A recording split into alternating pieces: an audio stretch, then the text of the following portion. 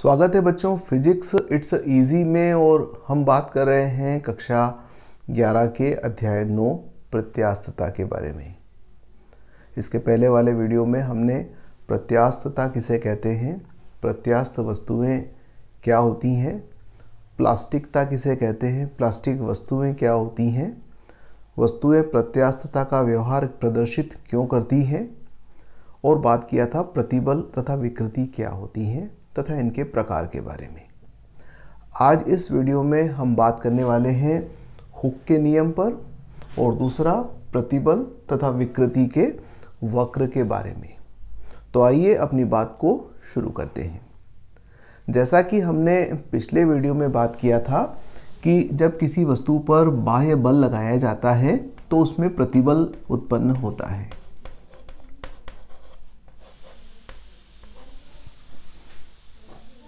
प्रति एकांक क्षेत्रफल पर लगने वाले प्रत्यानयन बल को प्रतिबल कहते हैं। तो जब भी किसी वस्तु पर बाह्य बल लगाया जाता है तो उसमें एक प्रत्यानयन बल उत्पन्न हो जाता है जो वस्तु में होने वाले विरूपण को वापस से अपनी मूल अवस्था में लाने का प्रयास करता है। जितना ज़्यादा बाह्य बल लगाएंगे उसी अनुपात में प्रत्यानयन बल उत्पन्न होगा और प्रति एकांक लंबाई पर लगने वाले प्रत्यानयन बल को प्रतिबल कहते हैं। अर्थात किसी भी वस्तु में उत्पन्न होने वाली विकृति, उसके आकार, प्रकार और उसके आयतन, लंबाई आदि किसी भी विमा में होने वाली परिवर्तन को विकृति कहते हैं। उस परिवर्तन की माप को विकृति कहते हैं। तो उत्पन्न होने वाली विकृति प्रतिबल पर किस प्रकार निर्भर करती है, इसके लिए हुक ने नियम दिया। रॉबर्ट हुक के अनुसार किसी भी वस्तु में उत्पन्न होने वाली विकृति उस पर लगाए गए प्रतिबल के समानुपाती होती है। अर्थात यदि प्रतिबल अधिक होगा तो विकृति भी अधिक होगी और प्रतिबल कम होगा तो विकृति भी कम होगी। यदि यहाँ पर हम समानुपाती निशान को हटा दें तो एक नियतांक जोड़ेंगे तो प्रतिबल बराबर एक नियतांक गुणित विकृति। ये जो नियतांक है इसको बोलते हैं प्रत्यास्थता गुणांक।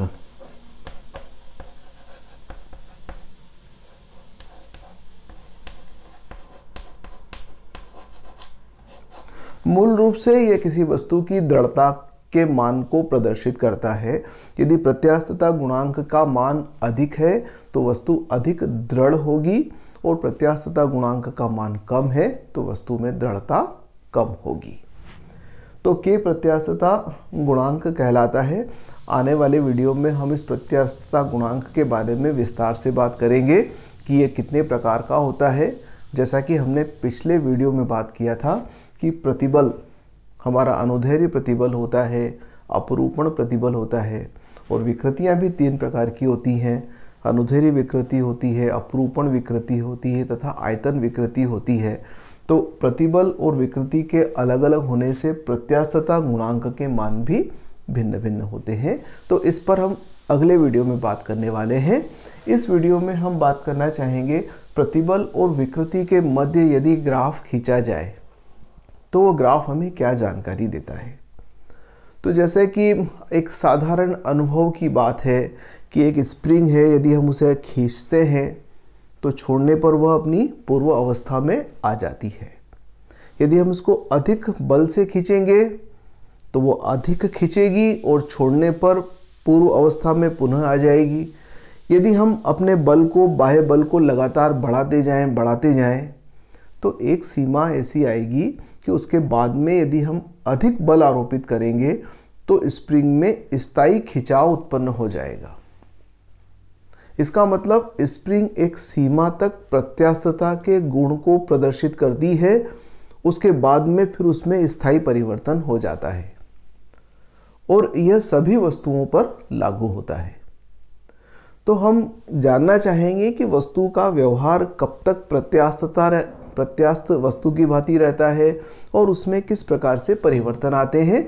तो ये अध्ययन हमें प्रतिबल और विकृति के वक्र से जो ग्राफ खींचेंगे उससे अच्छी तरह से हो जाएगा।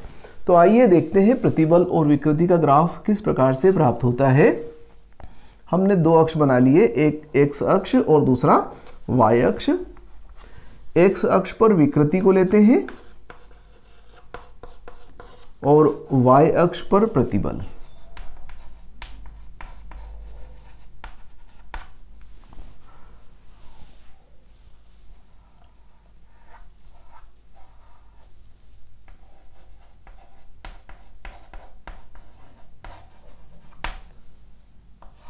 तो ये प्रतिबल है और ये विकृति है, ये इसका मूल बिंदु है। तो प्रारंभ में जैसे जैसे हम प्रतिबल लगाएंगे वैसे वैसे विकृति उत्पन्न होगी। तो प्रतिबल लगाने पर वस्तु में विकृति उत्पन्न होती है और हम पाते हैं कि हुक के नियम का पालन होता है और हुक का नियम कहता है कि प्रतिबल का मान बढ़ता जाएगा तो विकृति का मान भी बढ़ता जाएगा।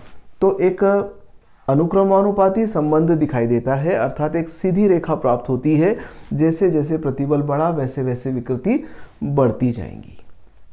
अब उसके बाद क्या होता है कि एक निश्चित मान तक पहुंचकर, सपोज हम यहाँ तक पहुंच गए, यहाँ तक तो समानुपाती है, पर उसके बाद क्या होता है कि हम प्रतिबल में थोड़ी सी भी वृद्धि करते हैं तो आप देखिएगा कि ये विकृति में जो है यह ज़्यादा परिवर्तन हुआ है। वक्र जो है थोड़ा सा कर्व रूप ले लेता है। इस बिंदु को मैं ए बिंदु से प्रकट करता हूँ और यहाँ तक जो वक्र बनाया है इस बिंदु को हम बी बिंदु से प्रकट कर देते हैं। यहाँ समानुपाती का निशान नहीं है। ध्यान दीजिएगा कि ये तो सरल रेखा नज़र आती है परंतु ये थोड़ा सा कर्व नज़र आता है। उसके बाद में यदि हम थोड़ा और आगे बढ़े तो फिर कर्व का रूप बदलता हुआ दिखाई देता है और कर्व कुछ इस प्रकार से हमें दिखाई देता है, प्राप्त होता है। जैसे जैसे प्रतिबल बढ़ाएंगे वैसे वैसे विकृति का मान अब भिन्न तरीके से परिवर्तित होता है। तो B तक तो हम यहाँ चले गए, माना कि एक बिंदु C है, यहाँ पर ले लेते हैं। ये बिंदु एक अलग नज़र आ रहा है, इसको D बिंदु ले लेते हैं और यहाँ तक आने के बाद में ये बिंदु E आ गया। तो आप सोचते होंगे कि ये A B C D E क्या चीज़ है, तो आइए हम इसे एक्सप्लेन कर देते हैं। तो सबसे पहली चीज़ जो हमें प्राप्त होती है वो है ओ ए। एक क्षेत्र है ये ओ ए और ये ओ ए बताता है समानुपाती संबंध, अनुक्रमानुपाती।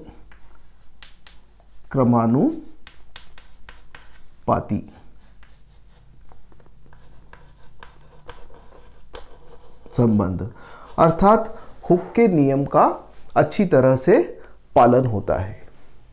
यहाँ जो पदार्थ का आचरण है वो क्या है, हुक के नियम के अनुसार है और पूरा प्रत्यास्थ आचरण है, संबंध है और आचरण प्रत्यास्थ है।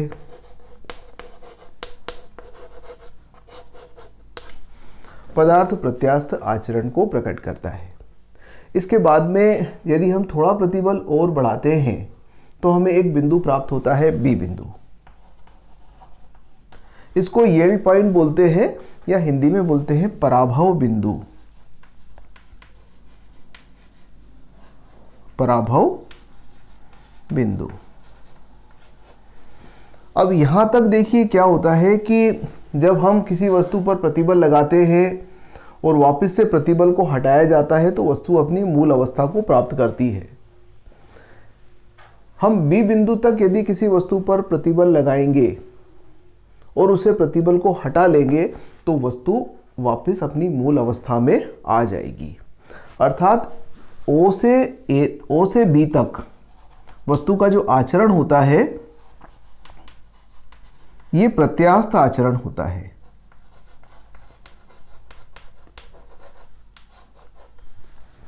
अर्थात वस्तु पुनः उसी मार्ग का अनुसरण करती हुई नीचे की ओर आ जाती है।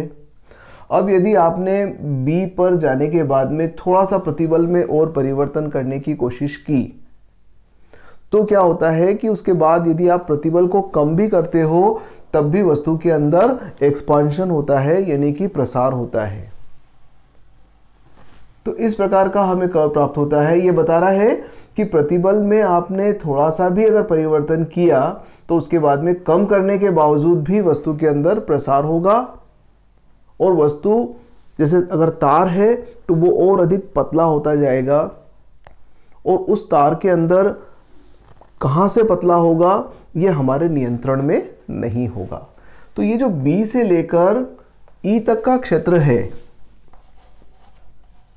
B से E तक का क्षेत्र, ये प्लास्टिक क्षेत्र कहलाता है।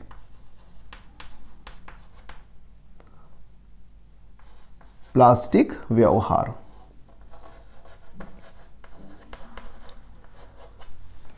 यहां पर वस्तु का व्यवहार प्लास्टिक की तरह होता है। अब क्या है कि आप देख रहे हैं कि ये C बिंदु आया है।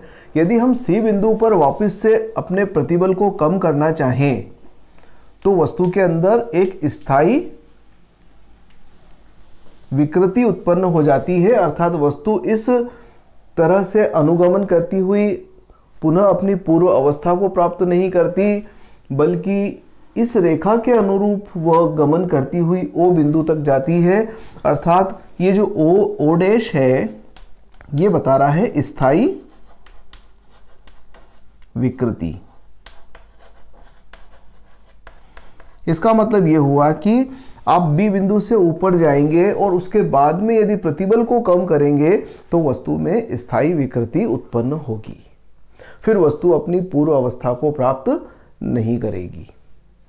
इसके आगे यदि अपन देखें तो यहाँ पर B बिंदु के संगत जो प्रतिबल है, यदि इस प्रतिबल को मैं S1 से प्रकट कर दूं तो S1 ये बताता है कि पराभव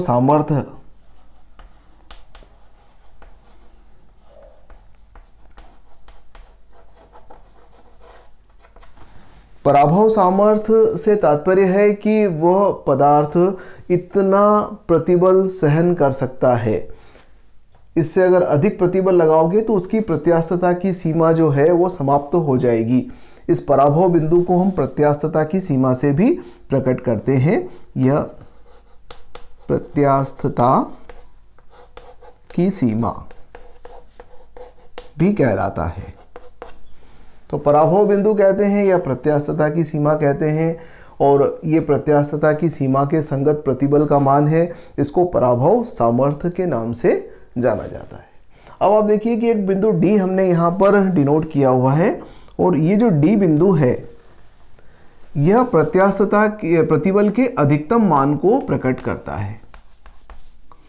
यहाँ तक तो वस्तु अपनी मूल अवस्था में है, पर उसके बाद में फिर क्या होगा कि वह टूट जाएगी। तो यहां तक जाने के बाद में वस्तु में फिर त्रोटन प्रारंभ हो जाएगा, तो इसको बोलते हैं त्रोटन सामर्थ्य। ये जो इसके संगत प्रतिबल है S2, ये S2 जो है ये कहलाता है त्रोटन सामर्थ्य।